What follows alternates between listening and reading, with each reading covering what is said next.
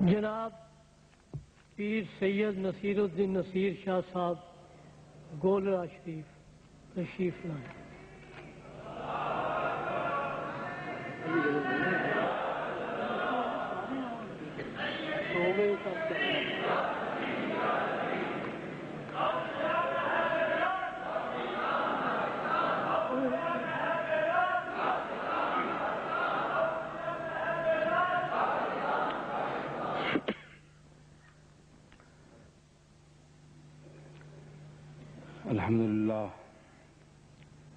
الحمد للہ وکفا وسلام علی عبادہ الذین اصطفیٰ خصوصاً علی سید ولد آدم وخاتم الانبیاء وعلی آلہ المجتبی وعلی کمل اتباعہ من الصدیقین والصالحین والشہداء اما بعد فاعوذ باللہ من الشیطان الرجیم بسم اللہ الرحمن الرحیم ان اللہ وملائکتہ یصلون علی النبی یا ایہا الذین آمنوا صلوا علیہ وسلموا تسلیما۔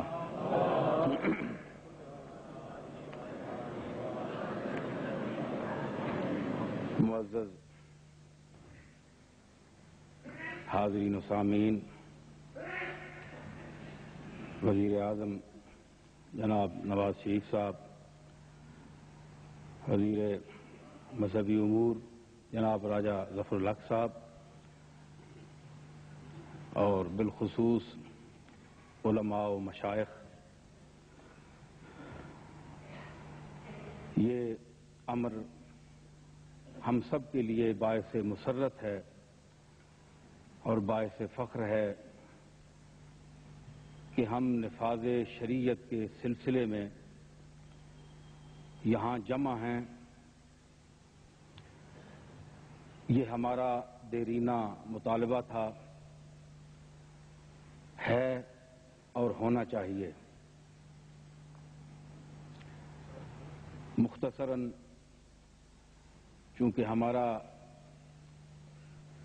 تعلق دیرینہ مسلم لیگ سے رہا،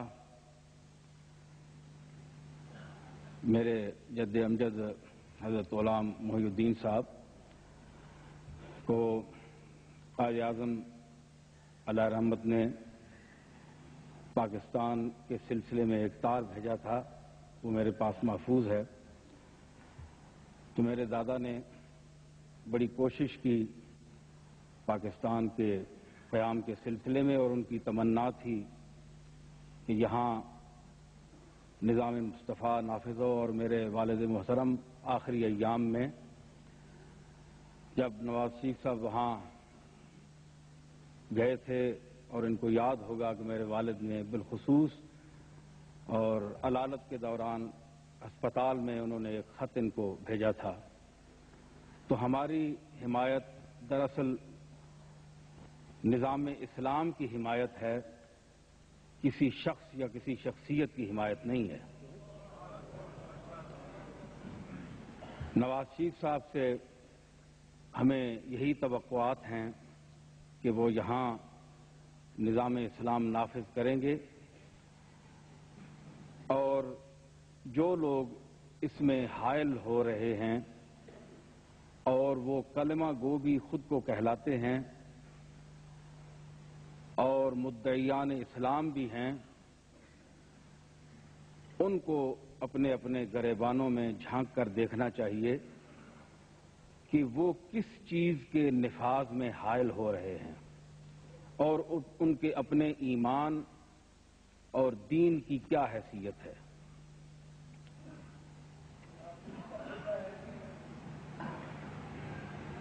جب ہم رسالت مآب علیہ الصلوۃ والسلام کے غلام ہیں، آپ سے نسبت رکھنے والے ہیں، اللہ اور اللہ کے رسول پر ایمان رکھنے والے ہیں، تو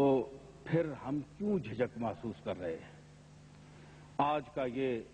عظیم شان اجتماع اجماع کی حیثیت حاصل کر چکا ہے۔ اجتماع اور اجماع، تو اجماع یہی ہے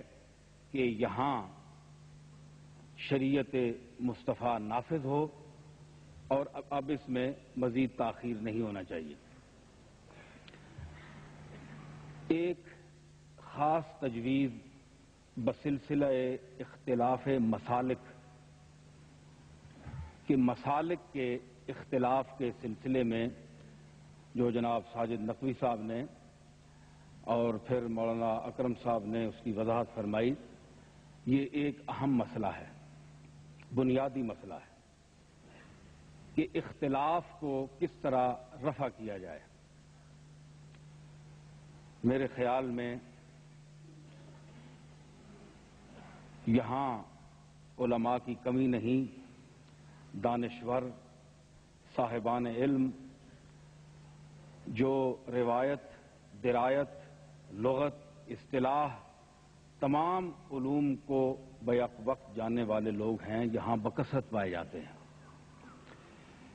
ایک ایسی جماعت منتخب کی جائے علماء کی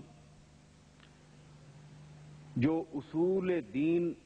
کی حیثیت رکھتی ہیں، جو چیزیں، جو احکام، جو متفق علیہ ہیں مسائل، ان پر تو کسی کو اختلاف ہی نہیں، جو فروعی مسائل ہیں ان پر بھی اگر کوئی شخص اپنے شک و شبہات کو رفع کرنا چاہے تو اس جماعت کے سامنے، اس کونسل کے سامنے دلیل کے طور پر وہ مسئلہ پیش کیا جائے اور نیت یہ ہو کہ حق کی تلاش، حق ڈھونڈا جائے، خالی الذہن ہو کر بات کو سمجھنے کی کوشش کی جائے، اور اگر دلیل سے یہ بات ثابت ہو جائے کہ فریق ثانی حق پر ہے تو اس کو وہ تسلیم کرے۔ یہ خلوص نیت کا ہونا ضروری ہے، ورنہ اختلاف رفع نہیں ہو سکتا۔ میں اس سلسلے میں ایک اور گزارش کروں گا کہ دیکھیں، الفاظ کو، معانی کو سمجھنے کے لیے الفاظ کا سہارا لیا جاتا ہے، الفاظ کے بغیر معانی سمجھ نہیں آتے۔ تو الفاظ کس محل میں، کن کن مقامات میں، سیاق و سباق کے اعتبار سے کن معانی میں ایک ہی لفظ دوسرے معنی میں استعمال ہوتا ہے، مترادفات ہیں، تو یہ علماء پر واضح ہیں، یہ چیزیں کتابوں میں موجود ہیں۔ تو وہ جب کوئی اختلافی مسئلہ پیش کیا جائے تو ججز جو ہوں وہ اصطلاحات اور لغت، قرآن، حدیث،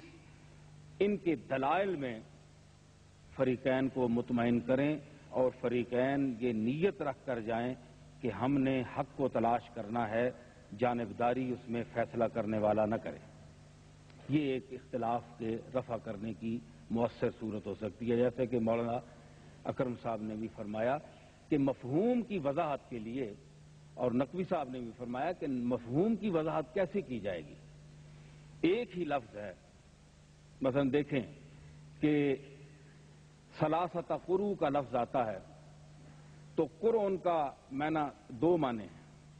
تو وہی قرون کا معنی ہے امام شافعی کے نزدیک اس کا اور معنی ہے اور امام ابو حنیفہ کے نزدیک اس کا اور معنی ہے۔ تو یہ لفظ جو ہیں، لفظوں کو سمجھنا چاہیے، دلائل ہونے چاہیے، اس میں لڑنے جھگڑنے کی کوئی بات نہیں ہے۔ دوسرا اختلاف کا جو بنیادی سبب ہے وہ ہمارے اپنے نظریات ہیں، جس طرح کہ ساجد نقوی صاحب نے بھی اشارہ کیا اس طرف، کہ اس کے متعلق میں اتنی عرض کروں گا کہ ہر مرتبہ از وجود حکم دارد گر فرق مراتب نکنی زندگی۔ تو کائنات میں اللہ تعالیٰ نے جسے جو مرتبہ عطا کیا ہے اپنے فضل و کرم سے، اس کو تسلیم کرنا اور اس کو ماننا، یہ آپ کا اور ہم سب کا فرض ہے۔ اللہ تعالیٰ نے